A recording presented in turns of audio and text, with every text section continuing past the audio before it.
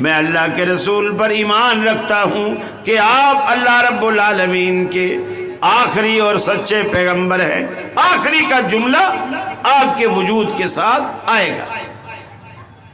نبی کریم صلی اللہ علیہ وسلم نے کئی اشارے دیے، کئی اعتبار سے آپ نے اشارے دیے کہ آپ اللہ رب العالمین کے آخری پیغمبر ہیں۔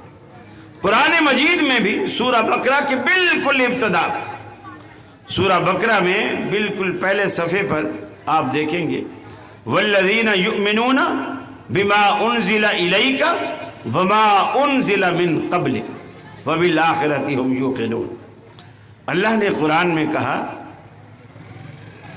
والذین یؤمنون، متقی وہ لوگ ہیں اللہ اور اس کے رسول کو ماننے والے، اللہ سے ڈرنے والے، گناہوں سے بچنے والے، نیکیوں کا شوق رکھنے والے وہ لوگ ہیں یؤمنون بما انزل الیک، جو اس چیز کے ساتھ ایمان رکھتے ہیں اے اللہ کے حبیب جو آپ کی طرف نازل کی گئی ہے اس پر بھی ایمان رکھتے ہیں، یعنی کتاب و سنت پر بھی ایمان رکھتے ہیں۔ وما انزل من قبلک، اور جو آپ سے پہلے نازل کیا گیا اس پر بھی ایمان رکھتے ہیں، لیکن بعد کا لفظ نہیں کہا کہ جو آپ کے بعد نازل کیا جائے گا اس پر بھی ایمان لائیں گے، ایسا نہیں کہا، اس لیے کہ آپ کے بعد تو کوئی تھا ہی نہیں، آپ کے بعد کوئی نہیں تھا۔ وما انزل الیک من ربک، جو تیرے رب کی طرف سے تیری طرف نازل کیا گیا یہ اس کو بھی مانتے ہیں، اور وما انزل من قبلک، اور جو آپ سے پہلے نازل کیا گیا اس کو بھی مانتے ہیں۔ وبالآخرۃ ہم یوقنون، اور آخرت پر یہ پکا اور پختہ یقین رکھتے ہیں۔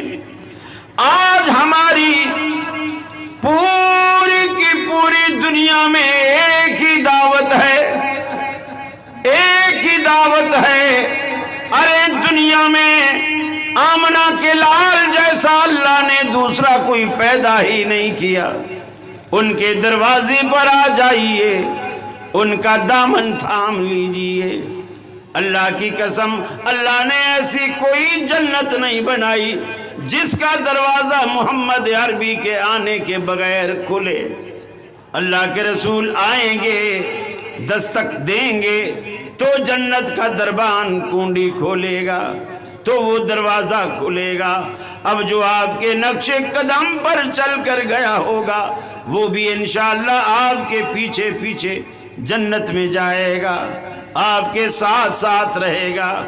ہماری پوری کی پوری دعوت کے دو اصول ہیں، دو بنیادی باتیں ہیں، وہ اس سوال پر مشتمل ہیں عبادت کس کی جائے اور طریقہ کس کا اختیار کیا جائے۔ بس اب یہ بات اگر کسی کو سمجھ آ جائے ساری کی ساری بات سمجھ آ جاتی۔